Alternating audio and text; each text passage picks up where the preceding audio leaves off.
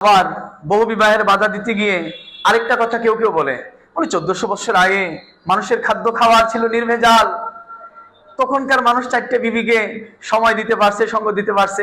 আজকের মানুষের কি সেই যোগ্যতা আর আছে? এই কথা যদি বলে ঈমান থাকবে না। কেন? এই কথা বলার অর্থ হলো কোরআন সর্বকালীন নয়, 1400 বছর আগের জামানার জন্য নাজিল হওয়া কোরআন। ফানকিহু মা তাবা লাকুম, এই আয়াত তাহলে মানসুখ হয়ে গেছে?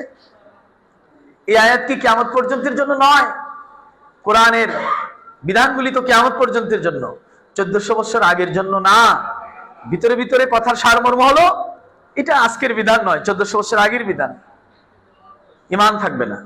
অথবা যদি বলে যে আমাদের বাংলাদেশের মানুষ দুর্বল, আরব দেশের মানুষ খেজুর খায়, তাদের শক্তি খুব বেশি, ইত্যাদি ইত্যাদি, তাহলে তো প্রশ্ন এসেই যায় কোরআনের এই বিধানটা আরব জাতির জন্য, বাংলাদেশের মানুষের জন্য নয়।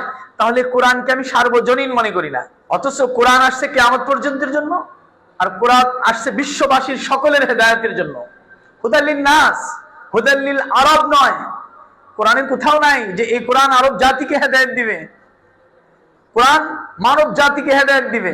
সুতরাং কোরআনের যে কোনো বিধান আরব জাতির জন্য, বাংলাদেশি মানুষের জন্য। এইটা বলে অনেক জায়গায় বাধা দেওয়া হয় যে আমাদের সেই সামর্থ্য নেই। সামর্থ্য না খাটাইলে হয় না। ইমাম গাজ্জালী রহমতুল্লাহের এক ঘটনা আছে যে ওনাকে কেউ এসে বলল যে আমার তো স্ত্রী নারাজ, আমি তাকে পরিপূর্ণ তৃপ্তি দিতে পারছি না। তো তিনি বললেন তুমি আরেকটা বিয়ে করে ফেলো। উপস্থিত মজমায় সে সবাই হেসে উঠছে, এক বই চলে না আবার আরেক বিয়ে করবে। তো তিনি তখন উদাহরণ দিচ্ছেন যে ফালসফি কা কুওয়াত দিমাগ মে হোতা है, লোহার কা কুওয়াত হাতিলি পে। উর্দুতে একটা কথা আছে, ইমাম গাজ্জালী রহমতুল্লাহের কথার সারমর্ম ছিল এই কথাটা, যারা ফালসাফা চর্চা করে তাদের ব্রেইনে শক্তি আর কামারের শক্তি হাতে।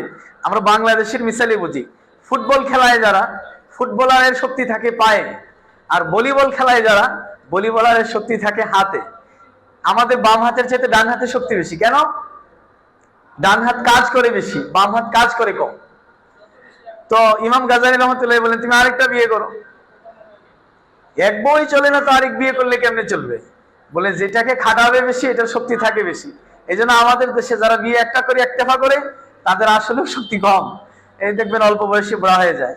আর যারা 2টা 3টা 4টা পর্যন্ত করে না, তারা দেখবেন 80 বছরের জওয়ানি ঠিক है। মর্দ আর ঘোড়া এ দোনো হোতা নেই है বুড়া। পুরুষ মানুষ আর ঘোড়া এই দুইটা বুড়া হয় না কোনোদিন।